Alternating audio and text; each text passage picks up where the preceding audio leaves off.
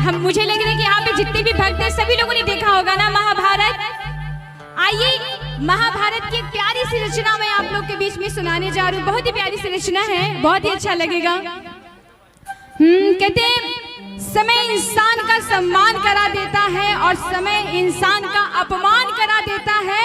और जब समय आया तो मैंने ये जाना कि समय इंसान की पहचान करा देता है, समय इंसान की पहचान करा देता है। इसलिए भगवान ने जो दिया बड़े ही प्यार से कबूल करना चाहिए, क्योंकि दोनों चीज कहते हैं ना, सुख भी मुझे प्यारा है, दुख भी मुझे प्यारे हैं,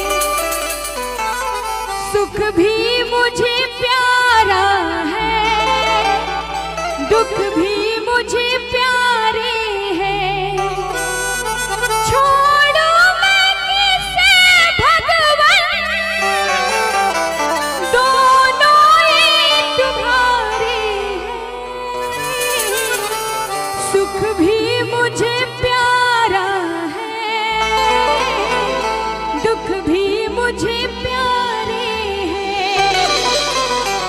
आइए महाभारत की एक सुंदर सी रचना मैं आप लोग के बीच में, यानी जब द्रौपदी चीर हरण की प्यारी सी दास्तान मैं आप लोग को सुनाने जा रही हूँ। कैसे? समय की आंधी रुक नहीं सकती किसी के रोके से, समय की आंधी रुक नहीं सकती किसी के रोके से। धर्म की ज्योति बुझ न सकी तूफान के झोंकों से, उसे क्या कोई मिटाएगा जिसे भगवान बचाएगा, उसे क्या कोई मिटाएगा जिसे भगवान बचाएगा। समय की आंधी रुक नहीं सकती किसी के रोके से, समय की आंधी रुक नहीं सकती किसी के रोके से। धर्म की ज्योति बुझ न सकी तूफान के झोंकों से, उसे क्या कोई मिटाएगा जिसे भगवान बचाएगा, उसे क्या कोई मिटाएगा जिसे भगवान बचाएगा।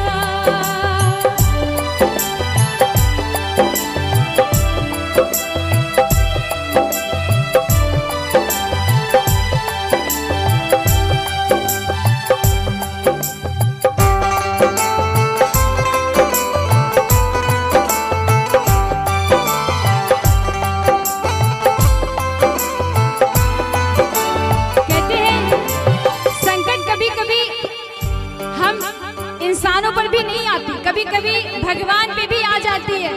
जब समय खराब हो तो, और जब समय खराब होता है तो दिल के साथ दिमाग भी काम करना बंद कर देता है। इसलिए कहना क्या, धर्म ध्वजा धारी अर्जुन भीम नकुल से बलशाली, हार गए कौरवों से जुए में अपनी घरवाली नारी। धर्म ध्वजा धारी अर्जुन भीम नकुल से बलशाली, हार गए कौरवों से जुए में अपनी घरवाली नारी, अपनी घरवाली नारी। कहते कर्म किया किसी और ने, सजा मिली किसी और को। और जब द्रौपदी को सभा में लाने की बात जब होती है तो द्रौपदी के मुख से क्या, सभा में बैठे हुए तमाम लोग क्या, वो द्रौपदी बिचारी क्या करती, द्रौपदी बिचारी क्या करती, वो द्रौपदी बिचारी क्या करती, द्रौपदी बिचारी क्या करती। जैसे हरण हो गया था मां सीता का धोखे से, जैसे हरण हो गया था मां सीता का धोखे से। धर्म की ज्योति बुझ न सकी तूफान के झोंकों से, उसे क्या कोई मिटाए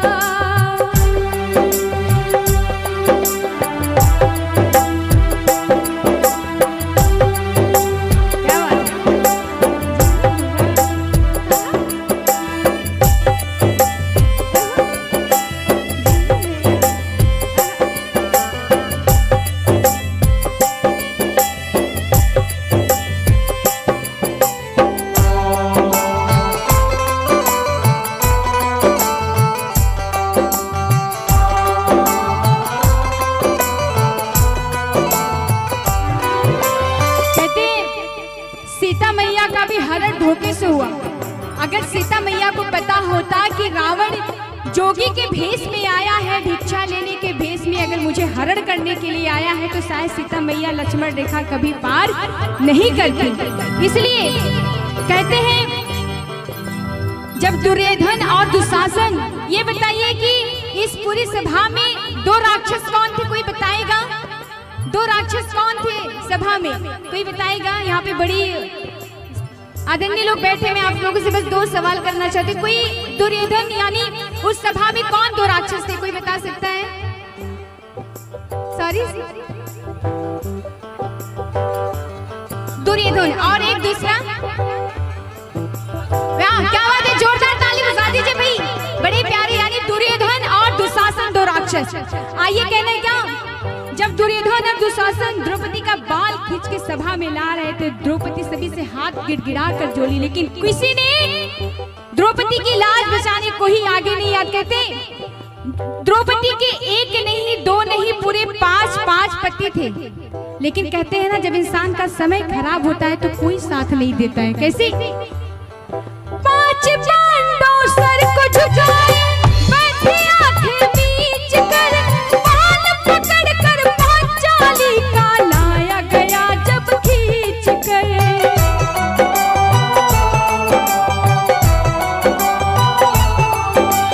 5 पांडव सर को झुकाए, बैठे आंखें बीच कर, बाल पकड़ कर पांचाली का लाया गया जब खींच कर। द्रौपदी सभी से गिड़गिड़ा कर बोल रही है, मेरा इसमें क्या दोष है? सभी विद्वान बैठे, सभी लोगों के हाथ पकड़ रही है, पैर पकड़ रही है कि मुझे बचा लीजिए, मेरी इज्जत बचा लीजिए, लेकिन किसी ने नहीं सुनी। और कहते हैं जब किसी औरत से दिल की हाय निकलती है तो क्या, निर्लज कसाई हाय दैया, तुझे दया न आई हाय दैया, लेकिन उसके बाद भी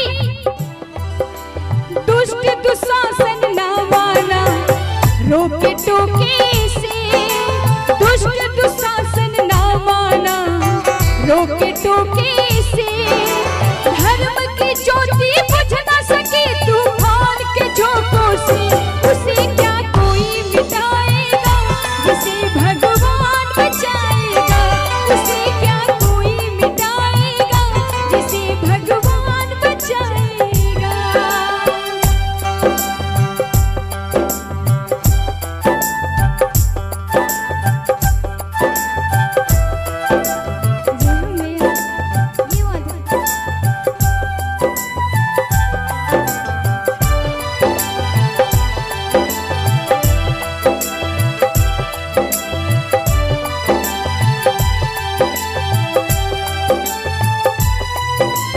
सभी लोगों ने सभा में बैठे हुए ऋषि मुनि जो भी थे, दुर्योधन और दुशासन को समझाया कि दुर्योधन दुशासन तुम्हारी लड़ाई अपनी जगह है, लेकिन एक नारी का सम्मान अपनी जगह। कहते हैं नारी से बढ़ के कोई न दूजा, इसलिए ब्रह्मा विष्णु महेश ने नारी को पूजा। इसलिए कहते हैं क्या, खड़े शिकारी दो राक्षस एक हिरणी की खाक में, बोली द्रौपदी लाज अब भैया तुम्हारे हाथ में। ये बताइए द्रौपदी के भाई कौन थे, कोई बताएगा? द्रौपदी के भैया कौन थे? भाई अगर किसी को याद उठा तेज बोलिएगा, मैं ऊंचा सुनती हूँ।